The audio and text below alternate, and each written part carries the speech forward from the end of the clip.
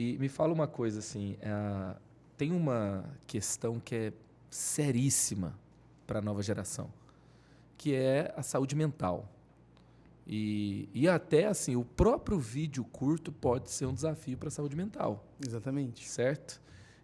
Como você tem uma visão para essa área, né? Ou melhor dizendo, né? Como você tem lidado, enfrentado esse desafio, sabendo, né? Você trabalha com dados. Uhum. E até falando sobre dados, né? Vou fazer um parênteses aqui na minha pergunta. Uma máxima de liderança do Bezos, né? Que ele fala assim: se você não é Deus, me mostre os dados. Deus sabe tudo. A gente tem que ver a realidade aqui, né? Para entender o comportamento das pessoas. E Uhum. claro, a gente tem discernimento, a gente ora, a gente vê o poder de Deus agir.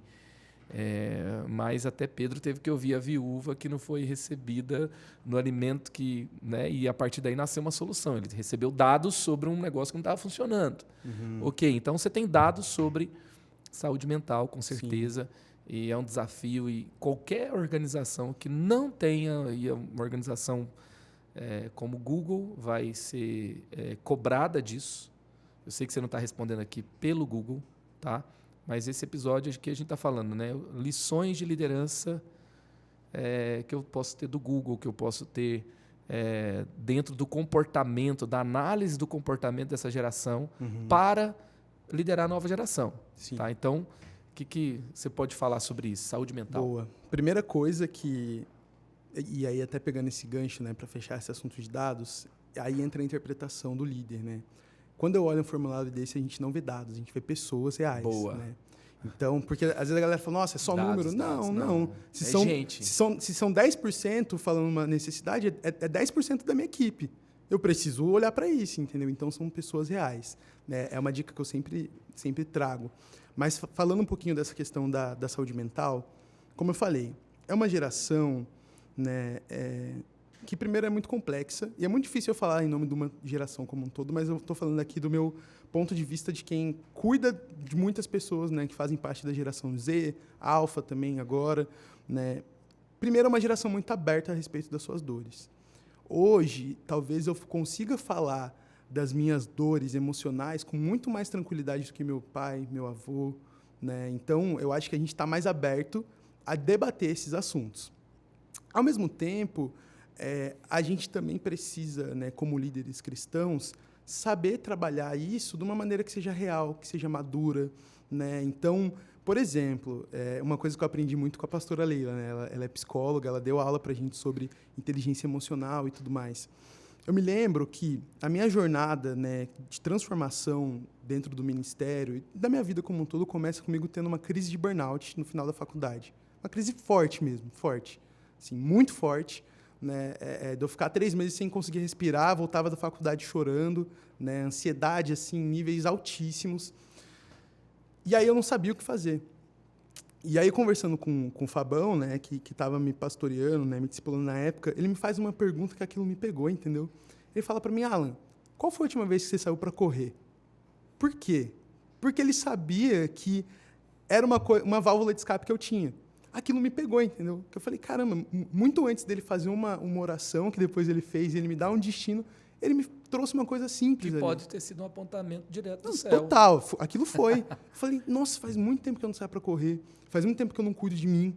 Então, a gente entende hoje que a questão emocional ela é resolvida através de muitas ferramentas. Eu acredito, né? Tenho uma esposa que está se formando em psicologia. Eu faço psicólogo, terapia, é muito bom, né? É uma ferramenta que pode ajudar. Eu acredito muito no poder do cuidado integral em questão da saúde. Então, às vezes, né, a ansiedade, a questão emocional, ela pode vir de um déficit de vitamina, às vezes uma falta de uma atividade física, uma má alimentação, pode ser, né, exponenciais que estão acarretando isso. Eu acredito também, né, na questão sobrenatural, espiritual da parada, porque quando eu estava nessa crise de burnout, o meu primeiro estalo para mudar, cara, foi uma experiência com Deus, entendeu? Antes mesmo de eu falar com o meu pastor, eu tive uma experiência fortíssima, eu senti aquilo sendo arrancado de mim. E depois eu fui, né, conversar com o meu pastor, com os meus pais, me cuidar. Então, eu acho que, primeiro, ter esse diálogo aberto e entender que, sim, pessoas têm problemas, né? Que saúde mental, ela precisa ser cuidada como qualquer outra saúde da sua vida, né? Lembra que eu trouxe no começo do episódio da OMS, né? Com diferentes tipos de saúde. E, ao mesmo tempo, entendendo que as ferramentas, elas são muito amplas. Elas podem, né, ser muito mais integrais. E isso é muito legal, porque com isso a gente consegue trazer um diálogo que ele é maduro, que ele não é condizente com a realidade, porque eu sei que tem muitas pessoas no nosso meio que lutam com isso, com depressão, com ansiedade, especialmente essa geração que veio de uma pandemia, que passa a sua adolescência numa pandemia, né? E agora está ali, né, se reestruturando, se formando, se enraizando, se descobrindo depois de um mundo em lockdown, né? Então, a gente entende que isso é uma necessidade, mas ter esse diálogo aberto de entender, olha, eu te ouço, eu entendo que o que você está passando, eu não vou banalizar isso porque é uma dor real e eu já estive nesse lugar, mas como eu já estive nesse lugar e já passei por ele, eu posso te falar, tem como, né? E aqui tem algumas ferramentas, aqui tem algumas coisas que a gente pode trabalhar. Então, acho que o diálogo ele tem que ser muito real, sabe? O diálogo ele tem que ser muito vida na vida mesmo, porque eu acredito que foi-se o tempo que colava um papo raso com essa geração, sabe? Não só a respeito de saúde mental, mas de todo o resto. Porque a gente tem um monte de PhD aí que ele pode ouvir, né? Que não é cristão, que às vezes vai trazer uma parada que vai ser destrutiva.